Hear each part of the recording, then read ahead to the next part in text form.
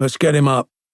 Loveday Fitztalbot stood, holding his aching lower back, and watched Tebb and Thorpe take hold of the knight's limbs and yank. He clapped his hands to encourage his men. "Come on, boys. It might be someone who matters." The knight was lying face down, trampled so heavily he was half buried in the earth. Dead. He had been a big, barrel-chested man. Now he was a sprawled, broken mess, his body mangled by feet and hooves and pressed deep into the churned mud of the field. The plate armor on his back was crushed, and in places it had split. The surcoat bearing his insignia of arms, which in life had identified him, was tattered and bloodied beyond recognition. The archers heaved. "He's stuck," complained Tebb. "We'd be better off digging the bastard out." Thorpe let go of the knight's leg for a moment and gave the dead man an angry kick. "Tebb's right, we'll never move him," he said. He puffed out his cheeks. "Let's just cut that rag off him and send it to the king's men so they can work out who he was. Then we can move on." Loveday said nothing. He understood his men's frustration. They were all sore, hungry, dirty, bloody, thirsty, and worn out. He handed Thorpe his flask. The dark-haired bowman grunted thanks, then drank deeply. He swallowed a couple of times, spat out half a mouthful of the murky liquid, and scrunched up his face. "Water?" "Aye," said Loveday. "That's all they're giving out for now.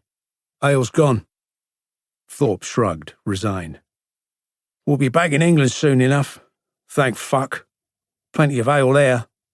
He shielded his eyes from the late summer sun and glared around the field.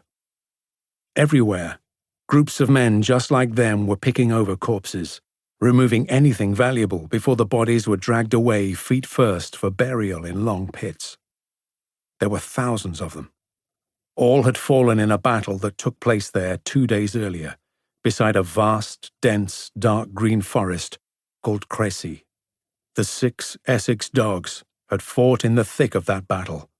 Now they sorted and pilfered its dead. Thorpe turned back to the knight and booted him again, though with less force than before. Tebb put his hand on his friend's shoulder. "Come on," he said. "One more go. No point giving up. He could have something good on him." Tebb flicked his long grey plait of hair over his shoulder. It was stiff with dried sweat and blood. He re-gripped the knight's right arm. Thorpe sighed and grabbed the right leg. The 2 men heaved again, bending their knees, digging their heels into the uneven ground and straining until the veins sprang on their foreheads. With a sucking noise, the knight began to lift, but his left arm was thrown out awkwardly behind him, and once the archers had him half-turned, Tebb slipped, and the knight flopped back down onto his front. Loveday felt a heavy trudge behind him and turned to see Scotsman arrive. The gruff-tempered giant was one of Loveday's oldest comrades and friends, although in size and temper, the 2 men were very different. Today, despite the chill in the air, Scotsman stood stripped to the waist, showing off a broad torso that was badged with bruises. He grinned as he considered the knight on the ground and the archers panting beside him. Then he picked a few scabs of grime from the rancid, greasy ropes of his ginger beard. "Christ, stinking loincloth," he said. "You fuckers are making hard work of this." A Scotsman groomed his beard. Loveday noticed the big man's fingers, which sprouted with orange hair and were as thick as most men's thumbs. Each bore several glinting gold or silver rings. The Scot had been scouring the battlefield for trinkets. Scotsman saw Loveday looking. He turned his hands to show off his haul. "Plenty worth selling, next town we visit," Loveday said. "God knows we need something to take home with us." "Aye, that we do. I've got nearly 2 dozen here. We're going to be rich enough to spend the whole winter in a whorehouse."